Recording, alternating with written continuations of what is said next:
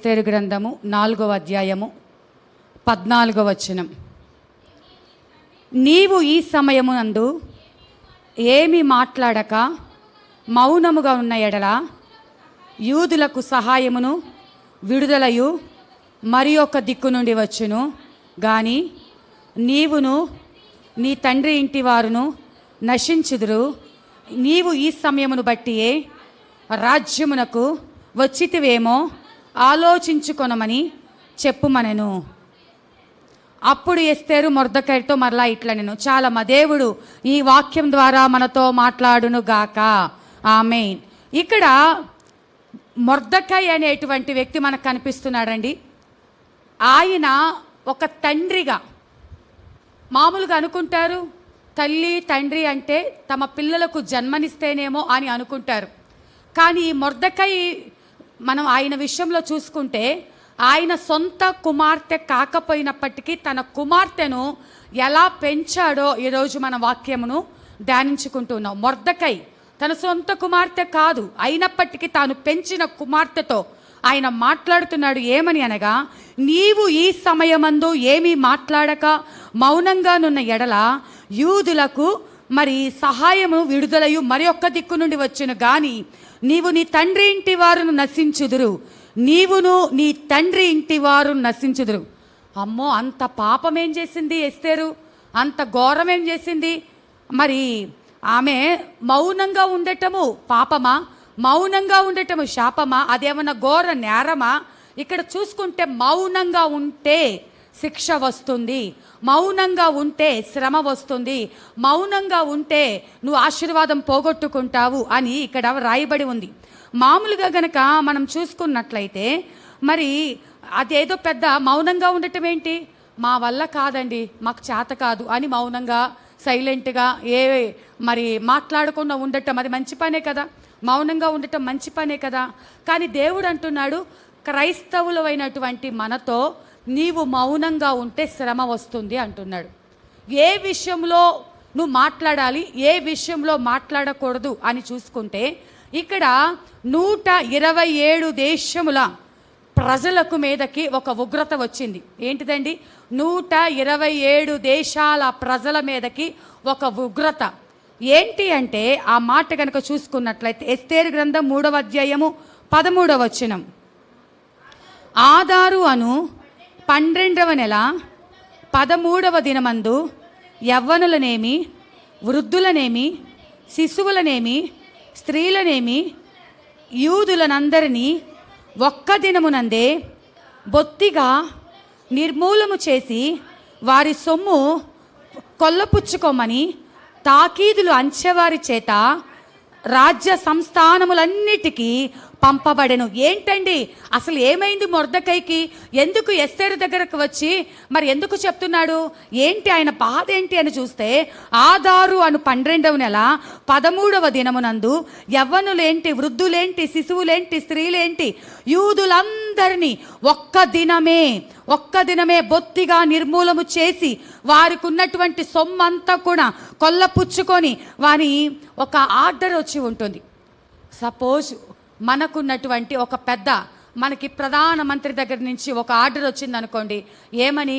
క్రైస్తవులందరినీ కూడా పలానా రోజు పలానా డేటు వారందరినీ కూడా మీకు ఇష్టం వచ్చినట్టుగా చేసేయండి, వాళ్ళ దగ్గర ఉన్నదంతా కూడా మీరు దోచుకోండి అని గనక ఒక ఆర్డర్ వస్తే ఎలా ఉంటుంది? ఎంత భయంకరమైనటువంటి పరిస్థితిలో మనం ఉంటున్నాము. కానీ అదే పరిస్థితి ఇక్కడ వచ్చి ఉంటుంది. రాజుకు తెలియకుండానే యూదుల మీదకి ఒక మరణ శాసనం వచ్చి ఉంటుంది. ఆ మరణ శాసనంలో ఏమని రాయబడి ఉంది? స్త్రీలు లేదు, పురుషులు లేదు, యవ్వనులు లేదు, పసిపిల్లలు లేదు, అందరినీ కలిపి ఒక్కటే రోజు హతము చేసేయండి, వాళ్ళ దగ్గర ఉన్నదంతా కూడా దోచుకోండి అనేటువంటి ఒక సంగతి వచ్చి ఉంటుంది. ఇది విన్నటువంటి వారు, క్రైస్తవులమైనటువంటి మనకు, సపోజ్ నిన్న జరిగినటువంటి విమాన ప్రమాదంలో జరిగినటువంటి ఆ సమస్యను బట్టి ఎంతమంది ప్రార్థన చేశారయ్యా? వారైతే ఎంతోమంది మరి కుటుంబాలను పోగొట్టుకున్నారు, కొంతమంది గాయాలతో ఉన్నారు. ఆ కుటుంబాలను ఆదరించి అలాంటి స్థితి ఇంకెప్పుడు రానియొద్దని ఆ విషయం తెలియంగానే ఎంతమంది ప్రార్థన చేశారు? ఎవరన్నా ప్రార్థన చేశారా? ప్రార్థన చెయ్యకపోతే నీకు బాధ్యత లేదు, నువ్వు మౌనంగా ఉన్నట్టు. నువ్వు మౌనంగా ఉన్నట్టు. నిన్ను కాకపోతే దేవుడు ఇంకొకరిని ఎన్నుకుంటాడు. ఒక పక్క దేశము నాశనమైపోతూ ఉంటే, ప్రజలు నరకానికి వెళ్ళిపోతూ ఉంటే, వాళ్ళు రాలిపోతూ ఉంటే నీకు దిగులు లేదా? నీకు చింత లేదా? నీకు బాధ లేదా? నువ్వు మౌనంగా ప్రార్థన చేయకుండా ఉండటమే పాపం. నువ్వు మౌనంగా నోరు మూసుకొని ఉండటమే పాపం. ఇప్పుడు ఇలాంటి దినాల్లో నువ్వేం చేయాలంటే, నోరు తెరిచి ప్రలాపించాల్సిన దినాలు, మొర్రపెట్టాల్సిన దినాలు, గుండెలు బాదుకోవాల్సిన దినాలు. ఎక్కడో గుజరాత్ అంట, ఎక్కడో అహ్మదాబాద్ అంట, అలా కాదండి. ఎక్కడ మన చుట్టూ ఏ ఆత్మ నశించిపోయిన దేవుడు నిన్ను లెక్క అడుగుతాడు.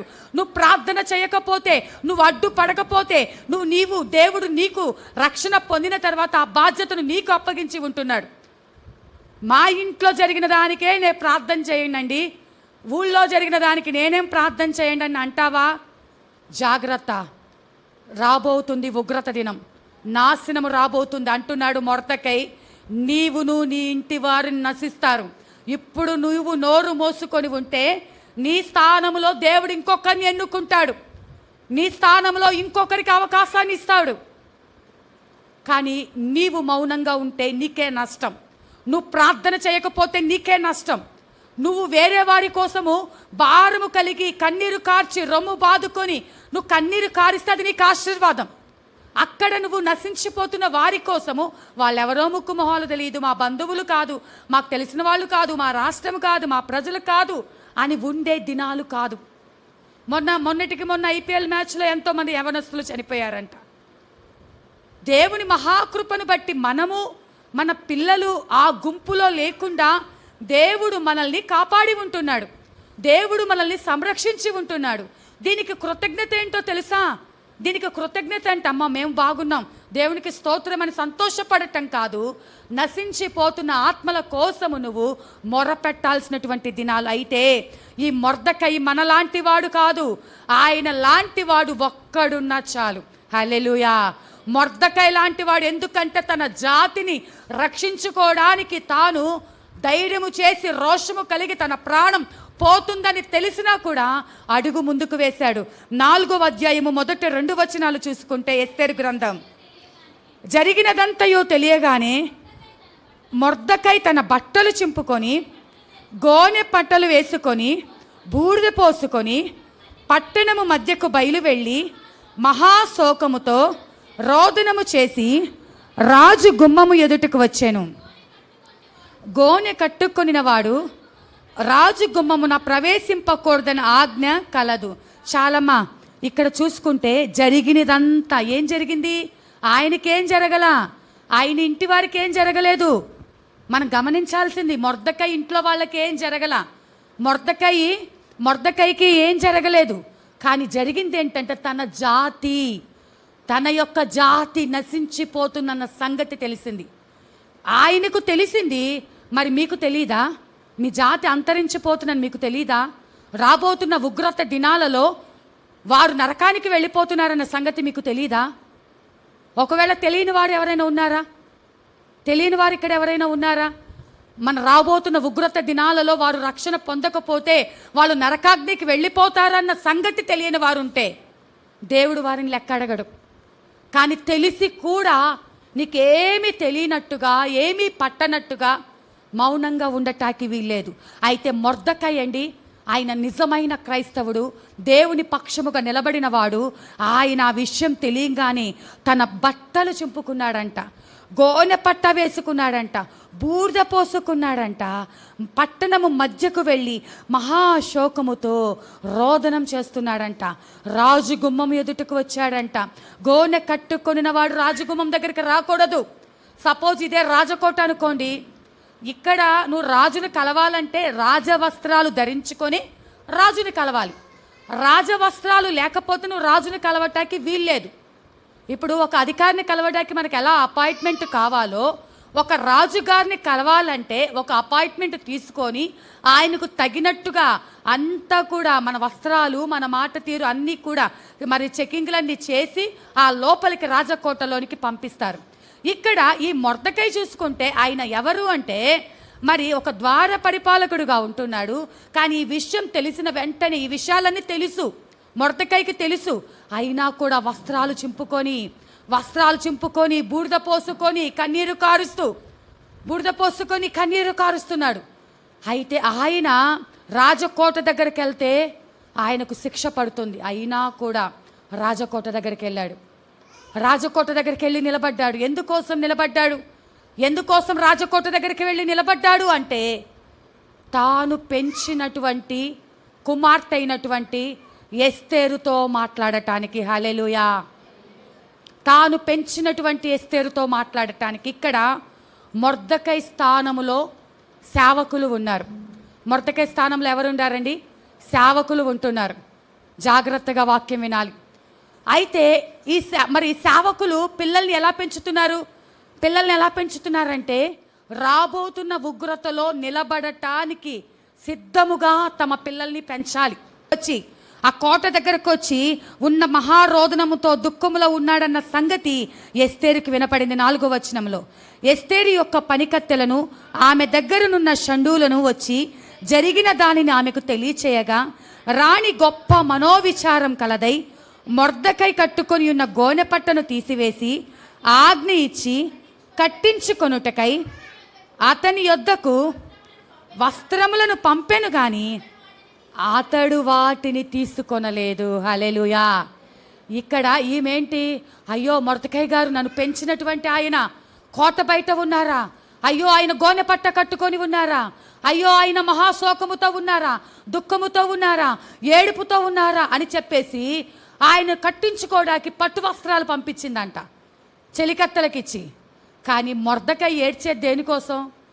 ఆయనకేదో అవుతుందనో, లేకపోతే ఆయనకేదో తక్కువైందనో, ఆయనకేదో వస్త్రాలు లేక, ఆయనకేదో కొదువుండి ఏడవట్లేదండి. తన జాతి వాళ్ళు నశించిపోతున్నారని ఏడుస్తున్నాడు ఆయన. దేవుని యొక్క భారం ఏంటంటే మనమేం కోరుకుంటున్నామంటే మనము ఈ భూ సంబంధమైన వాటి మీద ఆశ నిలిపి వాటి కోసము కన్నీరు కారుస్తున్నాం. ఎస్తేరు అనుకుంది, అయ్యో మొర్దెకై ఏడ్చేది దేనికోసం ఏడుస్తున్నాడు? ముందు ఆ గోనెపట్ట తీసివేయమను, ముందు ఆ గోనెపట్ట తీసివేసి పట్టు వస్త్రాలు ధరించమని అంటే మొర్దెకై రోషం కలిగినటువంటి దైవజనుడు. ఈనాడు అలాంటి రోషం కలిగిన దైవ సేవకులు ఎంతమంది ఉంటున్నారు? మీ కానుక ఇచ్చినా ఒకటే, ఇవ్వకపోయినా ఒకటే, మీరు వచ్చినా ఒకటే, రాకపోయినా ఒకటే, మీరు సహాయం చేసినా ఒకటే, చేయకపోయినా ఒకటే. కానీ మీరు చేయాల్సింది ఏంటంటే దేవుని చిత్తము చేయాలి, దేవుని మనసెరుగు నడుచుకోవాలి, రోషం కలిగి దేవుని పక్షమున నిలబడాలి. చేశాడు, పట్టు వస్త్రాలు తిప్పికొట్టాడు. రోషం కలిగి నీ యొక్క పట్టు వస్త్రాలు నాకు అవసరంలా. నువ్వెంత రాణివైతే మాత్రం, ఎంత కోట్లోకి వెళ్తే మాత్రం, నువ్వేదో నాకు ఇచ్చి నా మనసు మార్చాలనుకుంటున్నావేమో, నా బాధ ఏంటో నువ్వు ముందు తెలుసుకొని. తర్వాత ఎస్తేరు వచ్చింది. అసలు ఏం జరిగింది ఏంటి అంటే, ఇదిగో జాతివారు నశించిపోతున్నారు, నువ్వు రాజు దగ్గరికి వెళ్ళి మాట్లాడి, మీకు ఈ విషయాలన్నీ తెలుసు కాబట్టి నేను చెప్పుకుంటూ వెళ్తున్నాను. రాజు దగ్గరికి వెళ్ళి నువ్వు మాట్లాడంటే రాణి అంటది, రాజు దగ్గరికి పర్మిషన్ లేకుండా వెళ్ళటానికి నాకు వీలు లేదు. ఆయన దగ్గరికి పర్మిషన్ లేకుండా వెళితే మరణశిక్ష అయినా విధించవచ్చు. అమ్మో నేను వెళ్ళలేను అంటే మొర్దెకై అంటాడు, ఏంటి నువ్వు సేఫ్ జోన్లో ఉన్నావు అనుకుంటున్నావా? నువ్వు రాజకోట్లో ఉన్నావు అనుకుంటున్నావా? నీకేం కాదు అనుకుంటున్నావా? సమస్య నీ దాకా రాలేదనుకుంటున్నావా? నశించిపోయిన వారు నా కుటుంబంలో వారు కాదనుకుంటున్నావా? ఎక్కడో దూరం చైనాలో ఫస్ట్ కరోనా గురించి వార్తలు వచ్చేటప్పుడు నేను షాప్లో కూర్చొని జాగ్రత్తగా ఆ వార్తలు వింటూ కరోనా అంట, ఇదేంటో పురుగులాగా ఉంది అనుకొని వార్తలు చూసి చైనాలో అంట అనుకునే లోపలే భారతదేశంలోకి వచ్చిందన్న వార్తలు వింటూ ఉండగానే తెలంగాణలోకి వచ్చింది, ఆంధ్రాలోకి వచ్చింది, అది మన దాకా వచ్చింది. సమస్య ఎక్కడో ఉందని నిర్లక్ష్యంగా ఉండటానికి వీల్లేదు. సమస్య నీ దాకా రాలేదని నిర్లక్ష్యంగా ఉండటానికి వీల్లేదు. అసలు నాకేమీ పట్టలేదు, నాకేమీ బాధ్యత లేదు, నాకేం కాదు అనుకొని సేఫ్ జోన్లో ఉన్నాను అనుకుంటున్నావేమో. మరణము ఎప్పుడు ఎవరింటిలోకి ఎలా వస్తుందో తెలియదు మనకు. మనము జాగ్రత్త కలిగి, మెలకువ కలిగి, సిద్ధపాటు కలిగి ఉంటే నువ్వు సేఫ్ జోన్లో ఉన్నట్టు. అయితే మొర్దెకై అంటున్నాడు ఎస్తేరుతో, నువ్వు సేఫ్ జోన్లో ఉన్నావు అనుకుంటున్నావా? ఆంధ్రాలో ఒక సామెత ఉంటుంది. ఏంటి సామెత అంటే, ఏటి దాటాక తప్ప తగిలేసే రకవని నేను ఎప్పుడు కూడా అభిత అంటూ ఉంటాను. మరి తెలంగాణలో సామెత ఉంటుంది, గడిచి గడ్డెక్కావనుకుంటున్నావా, గడిచి గడ్డకెక్కాను అనుకుంటున్నావా అని. అంటే నా సమస్య తీరిపోయింది, నాకు ఇంట్లో అప్పులు లేవు, నాకు వ్యాధులు లేవు, నా వరకు నేను బాగున్నాను అనుకున్న వాళ్ళే ఎవరి గురించి ప్రార్థన చేయరు, ఎవ్వరి గురించి ప్రార్థన చేయరు. సంఘముతో దేవుడు ఈరోజు మాట్లాడుతున్న మాట ఏంటి అంటే, నువ్వు సేఫ్ జోన్లో ఉండటం కాదు, ఆ సేఫ్ జోన్లోకి అనేకుల్ని తీసుకురావాలి. హల్లెలూయా. అయితే ఇక్కడ ఆ రాజు దగ్గరికి వెళ్తే, ఆయన పర్మిషన్ లేకుండా వెళితే మరణ శిక్ష ఉంటుంది. కానీ మన రాజు ఎవరండి? ఆయన పిలవకపోయినా ఆయన నీకు ఆహ్వానం పంపించి ఉంటున్నాడు. ఆయనకు మనకు మామూలుగా అయితే పాత నిబంధన కాలంలో అయితే ప్రత్యక్ష గుడారంలో నువ్వు దేవుని దగ్గరికి వెళ్ళాలి, దేవునికి నువ్వు బలులు అర్పించాలి అంటే వెలుపటి ఆవరణములో నీవుండి, వెలుపటి ఆవరణములో నీవుండి బయటనే ఉంటే యాజకుడు లోపలికి వెళ్ళి నీ పక్షమున బలులు అర్పించి ధూపం వేసి నీ కోసము ఆయన మొక్కుకుంటాడు. కానీ ఇప్పుడు నీకును దేవునికి మధ్య ఉన్నటువంటి అడ్డు తెర, ఆయనే శరీరధారిగా ఈ భూమి మీదకి వచ్చి ఆ మధ్యలో ఉన్నటువంటి తెరను చింపివేసి ఉంటున్నాడు. హల్లెలూయా. ఆ మధ్యలో ఉన్నటువంటి తెరనంతటిని చింపివేసి నిన్ను దగ్గరగా, నువ్వు నా దగ్గరికి రామ్మా, నువ్వు నా దగ్గరికి రా, నీ కోసమే నేను ఎదురు చూస్తున్నాను, నువ్వు నా దగ్గరికి రా అని ఆహ్వానం పంపించాడు. అక్కడైతే ఎస్తేరుకు వెళ్ళటానికి పర్మిషన్ లేదు, కానీ నీకు పర్మిషన్ ఉంది. నీకేమి సమయం అవసరం లేదు, పగలు లేదు, రాత్రి లేదు, ఎప్పుడైనా నువ్వు దేవుని దగ్గరికి రావచ్చు. ఏ సమయంలోనైనా నువ్వు దేవుని దగ్గరికి రావచ్చు. దేవుని దగ్గరికి వచ్చి నువ్వు ప్రార్థన చేయవచ్చు. రాజు దగ్గరికి వెళ్ళటానికి దేవుడు నీకు అవకాశం ఇచ్చి ఉన్నాడు. రాజులకు రాజు, ప్రభువులకు ప్రభువైనటువంటి దేవాది దేవుడి దగ్గరికి వెళ్ళటానికి దేవుడు నీకు అవకాశం ఇచ్చి ఉంటున్నాడు. కాబట్టి వెళ్ళటానికి నీవు సిద్ధంగా ఉన్నావా? ఆయన దగ్గరికి వెళ్ళటానికి నీవు సిద్ధంగా ఉన్నావా? నీ జాతి వారి కోసము అడ్డుపడటానికి సిద్ధంగా ఉన్నావా? మన ఇంట్లో రక్షణ పొందని వారు ఎందరో ఉన్నారు. యజమానులు ఉంటున్నారు, మన పిల్లలు ఉంటున్నారు, తల్లిదండ్రులు ఉంటున్నారు. వారందరి కోసం ప్రార్థించాలని దేవాది దేవుడు కోరుకుంటున్నాడు. ఆయన మన మీద ఎంత ప్రేమ అంటే, ఒక దైవజనుడి కంటండి ఒక దర్శనం వచ్చిందంట. ఆ దర్శనంలో ఏమని వచ్చిందంటే, ఆ దర్శనంలో ఆయన సముద్రం పక్కన ఉండి ఆయన నడుస్తున్నట్టుగా కనిపిస్తుందంట. ఆయన అడుగులు కనిపిస్తున్నాయంట. ఆయన అడుగులు చాలా చిన్నగా ఉన్నాయంట. ఆయన చాలా వేదనతో ఆ అడుగులు వేస్తూ ఉన్నప్పుడు వెంటనే దేవునిని ప్రార్థించగానే దేవుడు ఆయన దగ్గరికి వచ్చి దేవుని అడుగులు కనిపిస్తుంది. ఇక్కడ మనుషులు కనపడట్లేదు, కానీ ఆ సముద్రపు ఒడ్డున ఇసుకలో ఈ మనుషుని అడుగులు, ఆ దైవజనుని అడుగులు, ఆ దైవజనుని పక్కన పెద్ద పెద్ద అడుగులు కనిపిస్తున్నాయంట. ఆ దైవజనుడంట దర్శనంలో ఎంతగానో సంతోషపడిపోతూ, అమ్మో నాతో పాటు నా దేవుడు నా చేయి పట్టుకొని నడుస్తూ ఉన్నాడు, నాకొచ్చిన శ్రమలో, నాకొచ్చిన కష్టములో నా దేవుడు నా చేయి పట్టుకొని నడిపిస్తున్నాడు అనుకొని ఆ దర్శనం చూస్తూ ఎంతగానో సంతోషపడుతూ ఉన్నాడంట. అలా సంతోషపడే కొంచెంసేపటికే ఆ చిన్న అడుగులు, దైవజనుని అడుగులు కనపడట్లేదంట. పెద్ద అడుగులు మాత్రమే కనిపిస్తున్నాయంట. పెద్ద అడుగులు కనిపిస్తూ ఉంటే ఆ వ్యక్తి దైవజను అనుకుంటున్నాడంట, అయ్యో వచ్చిన శ్రమలు బట్టి, వచ్చిన కష్టాలు బట్టి ఆ సముద్రపు అల నన్ను తీసుకుని వెళ్ళిపోయిందేమో, అందుకే నేను కనపడట్లేదేమో, నా అడుగులు కనపడట్లేదేమో, ఆ శ్రమలకు నేను నిలబడలేనేమో, తండ్రి పాదాలు ఒక్కటే కనిపిస్తున్నాయి, తండ్రి అడుగులు ఒక్కటే కనిపిస్తున్నాయి అనుకొని వేదనతో అదే దర్శనాన్ని కనిపెట్టుకొని చూస్తూ ఉన్నాడంట. కానీ దేవుడు అలా దర్శనంతో ఆశతో దేవుని దగ్గర కన్నీరు కారుస్తూ అడుగుతూ ఉన్నప్పుడే దేవుడు చూపించాడంట తేటగా. అసలు సంగతి ఏంటో తెలుసా?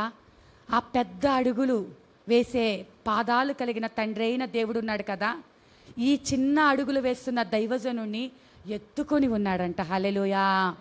ఎత్తుకొని నడిపిస్తూ ఉన్నాడంట. ఎందుకంటే నీవు మోయలేనంత శ్రమ వచ్చినప్పుడు, నువ్వు భరించలేనంత కష్టం వచ్చినప్పుడు, నీ వల్ల కాదు అనుకున్నప్పుడు నువ్వు అనుకుంటావు నా పని అయిపోయింది, ఇక్కడితో నా పని ముగించబడింది అని చెప్పేసి నువ్వు అనుకుంటావు. కానీ దేవుడు నిన్ను అలా ఒంటరిగా వదిలివేసేవాడు కాదు. నీ కర్మకు నిన్ను వదిలివేసేవాడు కాదు. చూస్తూ ఉండేవాడు కాదు.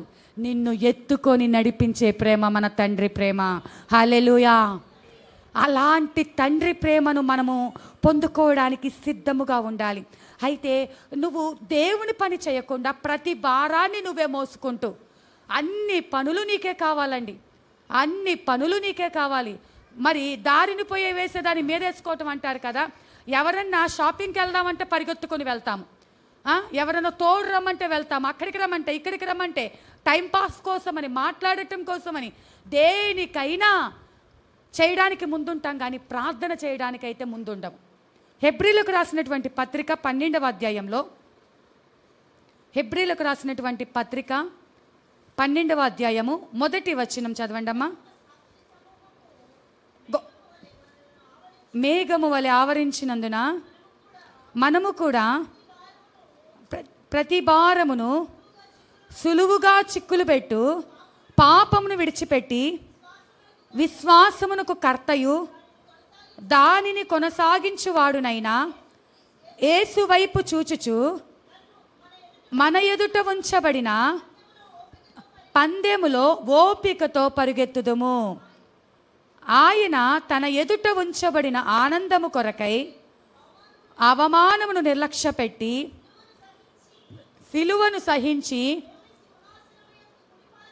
దేవుని సింహాసనం యొక్క కుడిపార్శ్వమున ఆసీనుడై ఉన్నాడు. చాలమ్మా, ఇక్కడ చూసుకుంటే ఇంత గొప్ప సాక్షి సమూహము మేఘము వలె మనలను ఆవరించి ఉన్నందున, ఇంతగా మనకంటే మరి ఎంతోమంది పరిశుద్ధులు, అపోస్తులు కావచ్చు, అంతకుముందు ప్రవక్తలు కావచ్చు, తర్వాత హతసాక్షులు కావచ్చు, దేవుని కొరకు ప్రాణం పెట్టిన వారు ఎందరో ఉంటున్నారు. వారందరూ గొప్ప సమూహము వలె మన కంటికి పరిశుద్ధ గ్రంథంలో కనిపిస్తూ ఉన్నారు. ఎంతమంది కనపడినా నువ్వు నిర్లక్ష్యంగా ఉండటానికి నీకు ఎంత ధైర్యము? ఇక్కడ ఏమని వ్రాయబడి ఉంది? మనము కూడా ప్రతి భారమును సులువుగా చిక్కులు పెట్టు పాపమును విడిచిపెట్టి. ఈ విషయంలో మనం ఆగిపోవాలండి. ఏంటంటే ప్రతి భారమును, అన్ని భారాలు, లోక సంబంధమైన భారాలన్నీ నీకే కావాలి. బంధువుల భారం, స్నేహితుల భారం. ఎందుకు అంటే వాళ్ళ మీద నిజంగా ప్రేమ ఉంటే గనక వారి ఆత్మల కోసం దేవుడి దగ్గర కన్నీరు కార్చో, ఉపవాసం ఉండో, ప్రార్థన చేస్తావు. కానీ నిజమైన హృదయంలో ఉన్న భారం కాదు.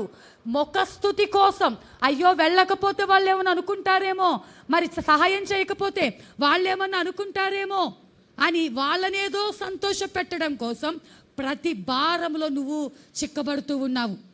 తిండి కోసము పరిగెడుతున్నావు, స్నేహాల కోసం పరిగెడుతున్నావు, లోకం కోసం పరిగెడుతున్నావు, పనికి రాని ముసలమ్మ ముచ్చట్ల కోసం పరిగెడుతున్నావు. నీకు దేవుడంటే లెక్కలేదు, కానీ లోకంలో ఉన్నవన్నీ నీకే కావాలి. ఇంతమంది పరిశుద్ధులు నీ కళ్ళ ఎదుట సాక్షి సమూహము వల్లే ఉన్నా కూడా నీకు కొంచెం కూడా దిగులు లేదా? నీకు కొంచెం కూడా కలవరం లేదా? ఇంత ఈజీగా పాపంలో ఎలా పడిపోతున్నావు? దేవుడు ఇంత తేటగా మాట్లాడుతున్నాను కానీ, ఇంత తేటగా సూటిగా ప్రతి వారము, లేకపోతే నువ్వు ఎక్కడ వాక్యం విన్నా దేవుడు అంత్య దినాలలో నీతో మాట్లాడుతూ ఉన్నాడు. నువ్వు సరి చేసుకో, నువ్వు సిద్ధపాటు కలిగి ఉండు, నీ వారి కోసం నువ్వు మొర్రపెట్టు. అంగలార్చమంటే వాటన్నిటిని విడిచిపెట్టి మనుష్యులను సంతోషపెట్టే భక్తి చేస్తూ సులువుగా పాపంలో చిక్కబడిపోతూ ఉన్నాము. ఏం కాదులే, ఒక మంచి రీల్ అని ఇన్స్టాలోనో లేకపోతే యూట్యూబ్లోనే చూసుకుంటూ ఉంటున్నాం. అనుకోకుండా దాని వెంట చూడకూడనివి ఎన్నో వచ్చేస్తున్నాయి. ఈ మధ్య సినిమాలు పాపము కానీ ఏంటివో సిరీస్లు అంట, అవి చూడొచ్చు, అవేం పాపం కాదు. సినిమా అయితేనేమి, సిరీస్లు అయితేనేమి. ఏ రాయి అయితే ఏమైంది పళ్ళు ఊడగొట్టుకోవడానికి? అవి మనుషులు చేసినవి కాదా? అల్లరితో కూడిన ఆటపాటలు నీ మనసును ఎక్కడికైతే ఈడ్చుకుపోతుందో జాగ్రత్త, అది నరకానికి లాక్కుపోతుంది నిన్ను. సులువుగా ఇది తప్పు కాదులే, ఇది పాపము కాదులే, ఇది దోషము నేరము కాదులే, ఈ వయసులో కాకపోతే ఇంకెప్పుడు, ఇది కాకపోతే ఎప్పుడు? మన వాళ్ళని కలుపుకోవాలి, బంధువుల్ని కలుపుకోవాలి. ఇప్పుడు తినకపోతే వాళ్ళు బాధపడతారు, వెళ్ళకపోతే బాధపడతారు. ఇలాంటి సులువుగా చిక్కులు పెట్టే పాపంలో బందీగా మార్చబడుతున్నావు. ఇక్కడే ఆగిపోతున్నావు. ఆ చిక్కులు పెట్టే పాపములోనే అక్కడే ఆగిపోతున్నావు. నీకు ఇంకా మార్గము ముందుకు వెళ్ళట్లేదు. చిక్కబడిపోయి ఉంటున్నావు. దేవుడు కంటే కూడా ఎక్కువగా ఏది నువ్వు మనసులో పెట్టుకున్నా నువ్వు అక్కడే ఆగిపోతావు. కానీ నీవు యేసు వైపు చూస్తే నీ ఎదుట ఉంచబడిన ఆ పరుగు పందెములో యేసు వైపు చూస్తేనే ఆ పరుగు పందెంలో ముందుకు పరిగెత్తగలుగుతావు. హల్లెలూయా. యేసు వైపు కాకుండా లోకం వైపు చూస్తే ఆ పరుగు పందెంలో అక్కడే ఆగిపోతావు. ఇంకెప్పుడు పరలోక రాజ్యానికి వెళ్తావు? నీ దృష్టి దేని మీద నిలిచి ఉంటుంది? చిక్కులు పెట్టి ప్రతి పాపము నుంచి నువ్వు తప్పించుకొని దేవుని కోసం ప్రయాసపడి అనుకుంటూ ఉంటున్నాము. మేము పరిచర్యలోనే ఉంటున్నామండి. మేము పరిచర్యలోనే సేవకులు కానీ విశ్వాసులు కానీ దేవుని పిల్లలు కానీ మేము కూడా ఇప్పుడే మీటింగ్కి వెళ్ళొచ్చాం, ఇప్పుడే ప్రార్థనకి వెళ్ళొచ్చాం, ఇప్పుడే అది చేసాం ఇది చేసాం, కుటుంబం గడవాలి కదా అనుకుంటున్నాం. సమస్య ఎక్కువగా ఉన్నప్పుడు మన ప్రార్థన తక్కువైపోతుంది. ఎందుకు అంటే మనసు బాగోలేదు, దేవునికి అన్నీ తెలుసుగా, అన్నీ ఆయనే చూసుకుంటాడని. ఇప్పుడు మీరు వెళ్ళవలసినటువంటి ప్రయాణము 100 కిలోమీటర్లు అనుకోండి. 100 కిలోమీటర్లకు కావలసినంత పెట్రోల్ మీ బండిలో కానీ మీ కారులో కానీ ఉండాలి కదా. కానీ 100 కిలోమీటర్లకు వెళ్ళాల్సిన దానికి ఏదో కొంచెము ఒక 10 కిలోమీటర్లకు సరిపడా ఆయిల్ పోసుకొని నేను వెళ్ళిపోతానంటే ఆ బండి మధ్యలోనే ఆగిపోతుంది, ఆ ప్రయాణం మధ్యలోనే ఆగిపోతుంది. చేరవలసిన గమ్యానికి చేరలేము. నీ గమ్యానికి నువ్వు చేర్చబడాలి అంటే తగినంత పెట్రోల్ ఎలాగైతే నువ్వు వెళ్ళటానికి లోకంలో కావాలో, నీవు దేవుని సన్నిధికి వెళ్ళాలి అంటే, దేవుని సన్నిధికి నువ్వు చేరి ఆయనను ఎదుట నిలబడాలి అంటే, ఆయనను కలుసుకోవాలంటే, నీకు వచ్చినటువంటి బలమైన శ్రమల నుంచి నీవు విడిపించబడాలంటే నీకెంత అయితే శ్రమలు వచ్చాయో అంతకు మించి నువ్వు ప్రార్థన చేయాలి. హల్లెలూయా. శ్రమలు పెరిగే కొద్దీ ప్రార్థన తగ్గిపోవటం కాదు, ఇంకా నీ ప్రార్థన అధికమైపోవాలి. ప్రార్థన అధికమయ్యి దేవుని సన్నిధిలో మొరపెడుతూ ఉండాలి. అయితే అందరూ కూడా ఈజీగా ఇదొక మాట తీసుకున్నారండి. ఏంటి అంటే, మరి మత్తయి సువార్తలో ఒక మాట ఉంటుంది కదా. మత్తయి సువార్తలో 11వ అధ్యాయము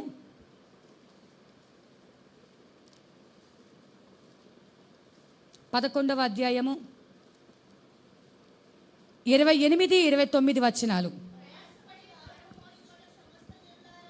ప్రయాసపడి భారం మోసుకొనుచున్న సమస్త జనులారా, నా యొద్దకు రండి, నేను మీకు విశ్రాంతిని కలగజేతును. నేను సాత్వికుడను, దీన మనసు గలవాడును గనుక మీ మీద నా కాడి ఎత్తుకొని నా యొద్ద నేర్చుకొనుడి, అప్పుడు మీ ప్రాణములకు విశ్రాంతి దొరుకును.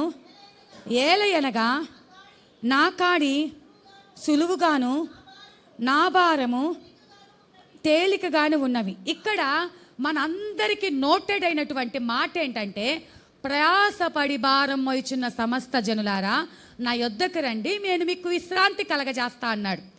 విశ్రాంతి కలగజేస్తాను అన్నాడు. దాని కంటిన్యూషన్లో మాట ఏంటంటే, నేను సాత్వికుడును, దీన మనసు గలవాడను కనుక మీ మీద నా కాడి ఎత్తుకొని, మీ మీద నా కాడి ఎత్తుకొని నా యొద్ద నేర్చుకోమంటున్నాడు. మీకు విశ్రాంతి కావాలి అంటే, మీకు విశ్రాంతి కావాలి అంటే మీరేం చేయాలి? ఆయన కాడి ఎత్తుకోవాలి. అందరికి పై వచనం గుర్తుంటుంది. ఏం వచనం అది? ఆయన దగ్గరకు వస్తే విశ్రాంతి దొరుకుతుంది, విశ్రాంతి దొరుకుతుందని. నిజమే, దేవుడు మీకు విశ్రాంతినిస్తా అంటున్నాడు, మీ సమస్యలు విడిపిస్తా ఉంటున్నాడు, మీ బంధకాలను విడిపిస్తానంటున్నాడు. కానీ నువ్వేం చెయ్యాలి అంటే ఆయన కాడిని నీ మీద ఎత్తుకోవాలి. ఆయన కాడి ఏంటి? సులువైనది. ఆయన ఎవరు? సాత్వికుడు, ఆయన దీన మనసు గలవాడు. ఆయన దగ్గరకు వచ్చి నేర్చుకోమంటున్నాడు. నేర్చుకోమన్నప్పుడు మనము ఆయనలాగా ఉండటానికి ఆయన మనసు ఏముంటి? ఆయనకు నశించిపోతున్న ఆత్మల రక్షణ పొందటం కోసమే, ఆయన పరలోకాన్ని భూమి మీద స్థాపించటం కోసమే, ఆయన ఉన్న స్థలంలో అనేకుల్ని తీసుకు వెళ్ళటం కోసమే ఆయన హృదయం పరితపిస్తూ ఉంది. ఇదేనంటారా కాదంటారా దేవుని మనసు? దేవుడి మనసులో ఉన్నది ఏంటి అసలు? ఆయన ఎందుకు ప్రాణం పెట్టాడు? మిమ్మల్ని పరలోక రాజ్యం తీసుకెళ్ళటం కోసం ఆయన హృదయంలో ఒక భారము కలిగి మీకోసం తన ప్రాణాన్ని కూడా లెక్క చేయకుండా పెట్టాడు. ఇప్పుడు ఆయన దగ్గరకు వచ్చి నేర్చుకోండి, ఆయన దగ్గరకు వచ్చి నేర్చుకోండి అంటే ఏం నేర్చుకుంటున్నావు? మందిరానికి వచ్చినా భయము లేని భక్తి చేస్తున్నాం, మందిరానికి వచ్చినా మార్పు లేదు, విడిచిపెట్టాల్సినవి విడిచిపెట్టలేకపోతున్నాం. మందిరానికి వచ్చినటువంటి మనము ఆయన కాడి ఎత్తుకోవాలి. ఆయన కాడి ఎత్తుకుంటేనే మనకు నెమ్మది. ఆయన కాడి ఎత్తుకుంటేనే మనం సంతోషంగా జీవించగలుగుతాం. ఆయన కాడి ఎత్తుకోవటం అంటే అర్థం ఏంటో తెలుసా? ఆయన మనసు కలిగి జీవించటం. ఆయన కాడి ఎత్తుకోవటం అంటే అర్థం ఏంటో తెలుసా? ఆయన హృదయము కలిగి అనేకుల ఆత్మల రక్షణ కొరకై దేవుని సన్నిధిలో ప్రార్థన చేయటం. అది ఆయన కాడి ఎత్తుకోవటం. కాడి ఎత్తుకోవటం అంటే ఏదో వైట్ డ్రెస్సులు వేసుకుంటేనో, లేకపోతే మొన్నటి దినాన కొన్ని నెలల కిందట యేసు ప్రభు మాలంట, ఆ మాల వేసుకుంటేనో, లేకపోతే ఇంకొక 40 రోజులు ఉపవాసం చేస్తాను ఆయన కాడి ఎత్తుకున్నట్టు కాదు. ఆయన దగ్గరికి వెళ్ళి నేర్చుకోవాలి. ఏంటా నేర్చుకోవటం అంటే ఆయన స్వారూప్యంలోనికి మనము మార్చబడాలి. ఆయన మనసులో కలిగిన భారము మనము కలిగి ఉండాలి. ఆయన ఎలాగైతే ఆత్మల కోసం ఎదురు చూస్తున్నాడో మనము కూడా అలాగే ఎదురు చూస్తూ, కన్నీరు కారుస్తూ, ఉపవాసం ఉంటూ ప్రార్థన చేయాలి. మరి ఒక దేశంలో చూసుకుంటే, వారు తెల్ల దేశంలో, మరి బ్రిటిష్ వాళ్ళు అంటారు కదండి, బ్రిటిష్ వారు, ఆ బ్రిటిష్ వారికి సంబంధించినటువంటి వారిలో జాన్ హైడ్ అనేటువంటి ఒక వ్యక్తి ఉన్నాడంట. జాన్ హైడ్ నెల్సన్ అనేటువంటి ఒక దైవ సేవకుడు.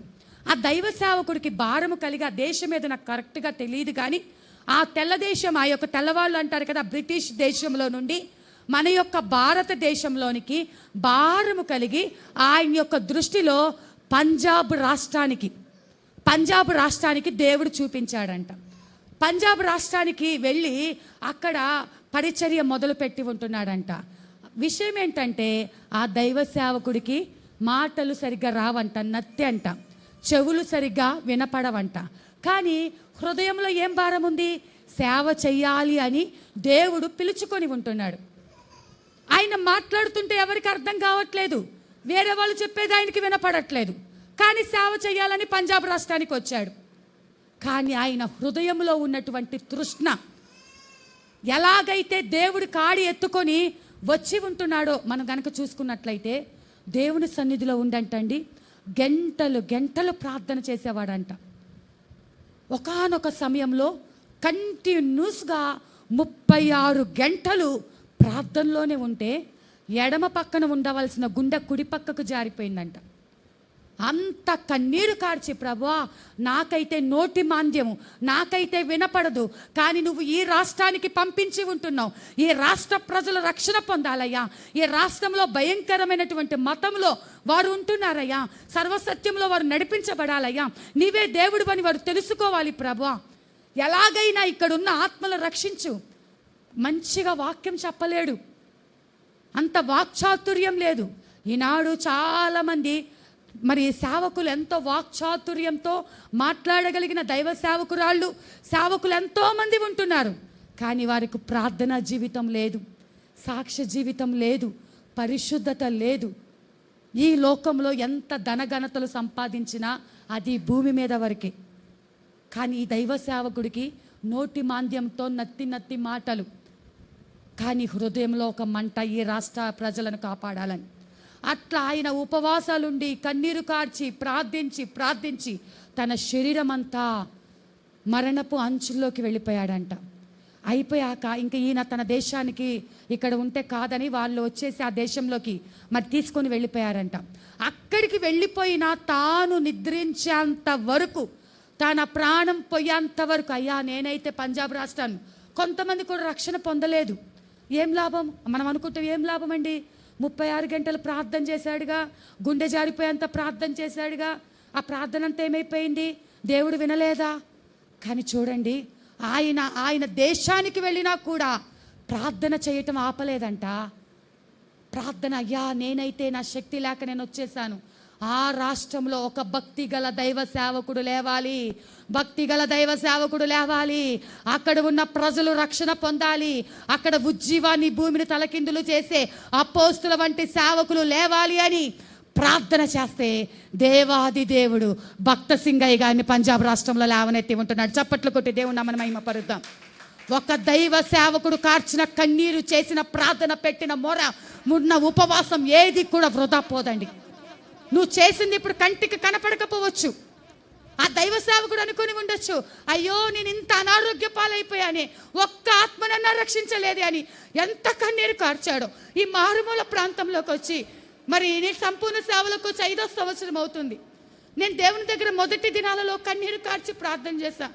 ప్రభువా, నేనేదో బిజినెస్లు చేసుకుంటూ, వ్యాపారాలు చేసుకుంటూ నీ సువార్తను ప్రకటిస్తున్నాను కదా, సేవ చేస్తున్నాను కదా, ఇక్కడికి వచ్చి నాకు ఈ శ్రమలు ఎందుకు ప్రభువా, ఇక్కడికి వచ్చి నాకు ఈ కష్టాలు ఎందుకయ్యా, ఎక్కడ ఉన్న చోటుని ఉంటే సరిపోయేది కదా.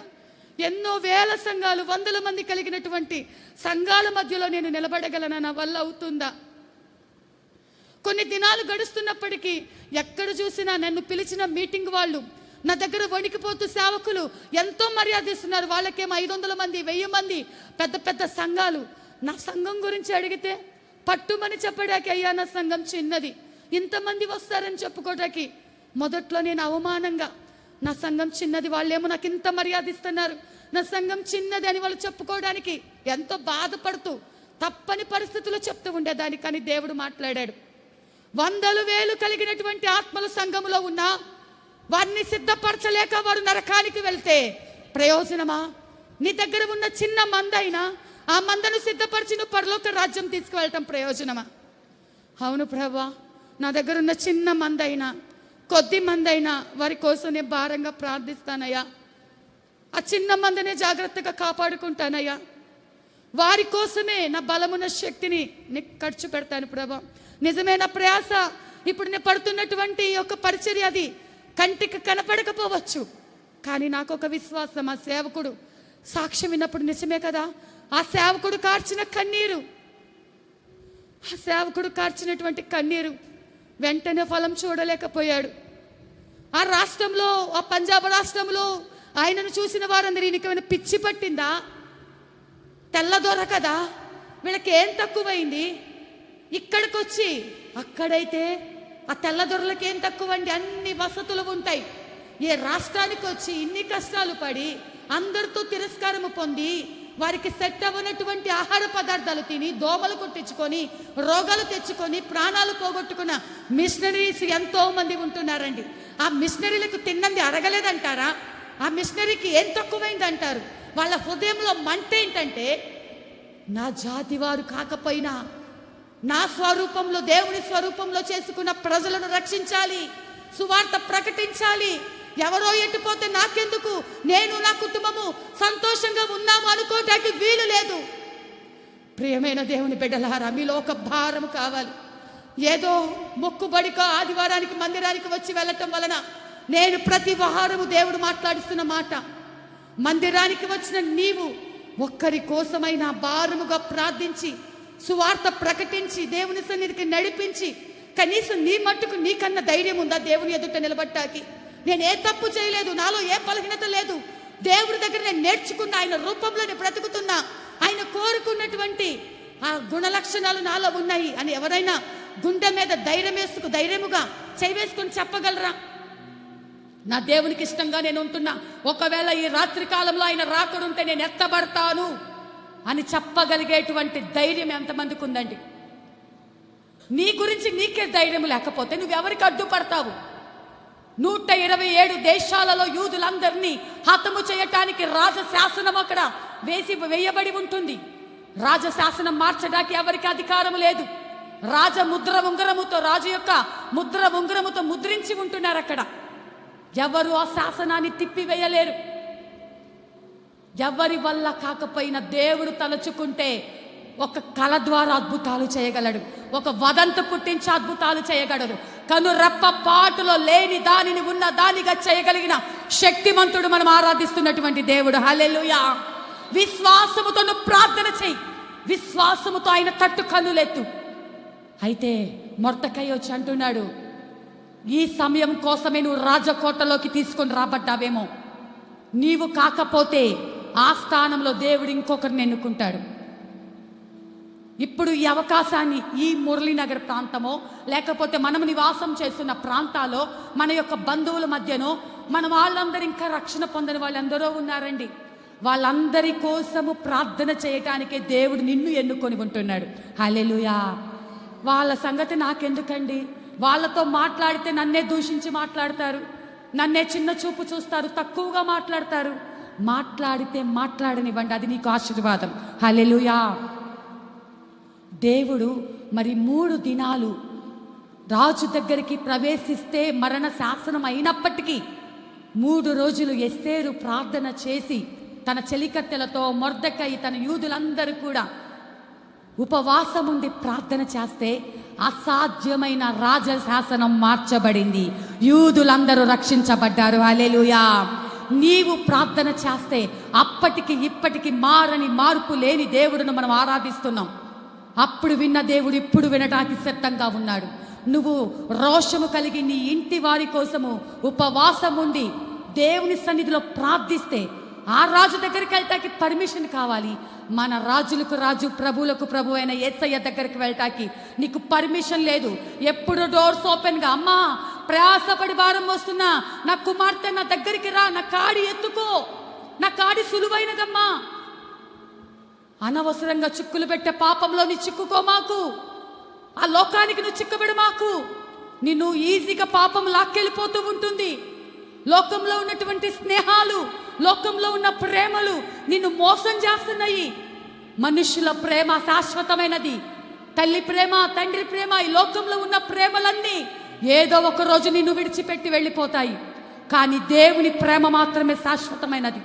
ఆ దేవుని ప్రేమ నీవు కలిగి ఉంటే, ఆ తండ్రి నువ్వు ప్రేమిస్తే నీకేమేమి కావాలో ఆయనకు తెలియదా? నీకేం కొదువున్నదో ఆయనకు తెలియదా? మౌనంగా ఉంటే శాపము. రోధించాల్సిన నీవు మౌనంగా ఉండటానికి వీల్లేదు. మొర్దెకై ఒక మంచి తండ్రిగా తన కుమార్తెను ఎస్తేరుని ఎలా పెంచాడో, ఈ లోకంలో ఉన్న సేవకులమైనటువంటి మేమైనా, ఈ జన్మనిచ్చినటువంటి శారీరక తల్లిదండ్రులమైన మన పిల్లలను, సంఘ బిడ్డలను దేవుని క్రమంలో పెంచకపోతే వారి నాశనానికి నీవే కారకులు అవుతావు. వారు దీవించబడాలి అంటే సంఘ బిడ్డలైనా ఏదో పైన అమ్మ మీరు చాలా మంచోళ్ళమ్మా, మీరు అలా అమ్మా, మీరు చాలా బాగా కానుకలు ఇస్తారమ్మా, మీరు చాలా సహాయం చేస్తారమ్మా అని పైన పొగిడి మీ హృదయాలను సరిచేయకపోతే, మీ హృదయాలను కట్టకపోతే మీ ఆత్మల కోసం దేవుడు లెక్క అడుగుతాడు. సరిచేయాల్సిన ముందు హృదయాలను కట్టి, హృదయాలను బాగు చేసి, హృదయమును స్థిరపరచి, వాళ్ళని పెంచవలసిన విధానంలో పెంచి, వాళ్ళు ఆరోగ్యవంతులుగా ఆశీర్వాదముతో నింపబడి సంతోషముగా ఎదుగుతూ ఉంటే అప్పుడు తల్లిదండ్రులకు సంతోషం. సంఘం ఎదుగుతూ ఉంటే ఖచ్చితంగా సేవకులు సంతోషపడుతూ ఉంటారు. మన పిల్లలు ఎదుగుతూ ఉంటే మనము సంతోషపడతాము. మన పిల్లలు దేంట్లో ఎదుగుతున్నారు? లోకంలో ఏవేవో వాటిలో ఎదిగినంత మాత్రాన ప్రయోజనం ఉండదు. దేవునిలో ఎదిగితేనే వారికి ఆశీర్వాదం. ఆయన రెక్కల కింద భద్రపరచబడితేనే ఆశీర్వాదం. నశించిపోతున్న వారి కోసము నువ్వు మౌనంగా ఉండకుండా రోధించే దినం ఇది. హల్లెలూయా. నశించిపోతున్న ఆత్మలకు అడ్డుపడే దినం ఇది. ఇంకా ఎంజాయ్ చేద్దాం అనుకుంటూ సమయాన్ని వ్యర్థం చేసుకోవద్దు. కనీసము ఒక 10 పేర్లన్నా రాసి పెట్టుకొని ఆ 10 మంది కోసం బహారంగా ప్రార్థన చెయ్యి. ప్రతిరోజు నీ బైబిల్లో ఎదురుగా పెట్టుకో. ఆ 10 మంది కోసము ప్రార్థన చేస్తూ ఉండు. వారిలో ఒక్కొక్కరు మార్పు చెందుతారు. వెంటనే కార్యం జరగకపోయినా జాన్ హైడ్ గారు చేసిన ప్రార్థన దేవుడు విడిచిపెట్టాడా? పంజాబ్ రాష్ట్రంలో భయంకరమైన క్రైస్తవ విరోధము కలిగిన ఆ రాష్ట్రములో ఒక్క దైవ సేవకుని లేపి కొన్ని వేల సంఘాలు స్థాపించడానికి కారణమైనవి ఆ యొక్క రహస్య ప్రార్థనలు. హల్లెలూయా. నీ ప్రార్థన ఏది వృధా పోదండి. నువ్వు చేసే చిన్న ప్రార్థన అయినా, పెద్ద ప్రార్థన అయినా, ఉపవాస ప్రార్థన అయినా వెంటనే జవాబు రాలేదు అనుకోవద్దు. ఖచ్చితంగా తగిన సమయమందు నీ ప్రార్థనలన్నిటికీ నీవు జవాబు పొందుకుంటావు. కాబట్టి మనకున్న దేవుడి యొక్క పెట్టినటువంటి భారము మౌనముగా ఉండక ప్రలాపించాలి. లోకంలో మౌనంగా ఉండాలి, గొడవ పడటానికి మౌనంగా ఉండాలి, వ్యర్థమైన మాటలు మాట్లాడటానికి, ముస్లమ్మ ముచ్చట్లు మాట్లాడటానికి, చాడీలు చెప్పటానికి వాటికి మౌనంగా ఉండు. కానీ దేవుని యొక్క రాజ్య సువార్తను ఆయన కాడి ఎత్తుకొని ఆయన ప్రేమను ప్రకటించడానికి స్వరము తెరిచి చెయ్యవలసిన పని చెయ్యకపోతే దేవుడు లెక్క అడుగుతాడు. ప్రార్థన చేసుకుందాం. అందరు లేచి నిలబడినట్లయితే